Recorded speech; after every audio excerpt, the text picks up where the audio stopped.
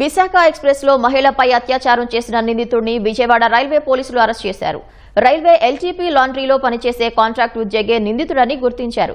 H1 coach ఇన్ఛార్జిని అని మాయమాటలు చెప్పి మహిళపై అత్యాచారం చేశారన్న ఫిర్యాదుతో చర్యలు చేపట్టినట్లు జీఆర్పీఎస్సీఐ వెంకటరమణ వెల్లడించారు.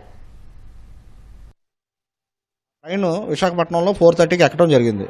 జనరల్ టికెట్స్ తీసుకుని హెవీ రష్ ఉండటం వల్ల జనరల్ బోగీలో కామన్గా హెవీ రష్ ఉంటుంది. సో ఆ ట్రైన్లో కూడా హెవీ రష్ ఉండటం వల్ల వాళ్ళిద్దరూ బోగీలో ఎక్కిన తర్వాత ప్లేస్ ఎక్కడ లేకపోవడం వల్ల వాళ్ళు వెళ్ళి బాత్రూమ్ దగ్గర ప్లేస్ ఉంటే ఆ ప్లేస్ దగ్గర కూర్చున్నారు. వాళ్ళు అక్కడి నుంచి ట్రావెల్ చేసుకుంటూ రాజమండ్రి వరకు వచ్చే సమయానికి రాజమండ్రి దగ్గరికి వచ్చిన తర్వాత భర్త ఐపీఎల్ మ్యాచ్ చూస్తున్నాడు ఫోన్లో.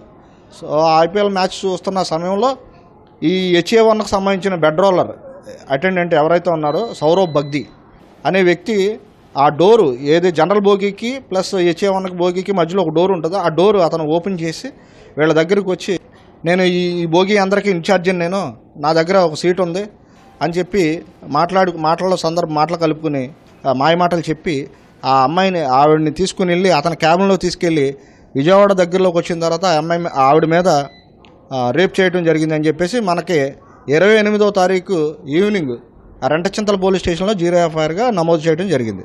అక్కడ 3 బృందాలుగా, 3 టెక్నికల్గా, మాన్యువల్గా, ఫర్దర్ కంపెనీని కూడా ఎంక్వైరీ చేసే విధంగా 3 బృందాలుగా ఏర్పడి ముద్దాయిని మేము అదుపులో ఈరోజు ఉదయం మేము ముద్దాయిని అదుపులో ఫర్దర్గా ఈ కేసులో ఇన్వెస్టిగేషన్ చేయడం జరుగుతుంది. ఫర్దర్గా ఇతను ఇంతకు ముందు ఏమైనా చేశాడా ఏంటి అనేది కూడా మేము ఎంక్వైరీ చేయడం జరుగుతుంది.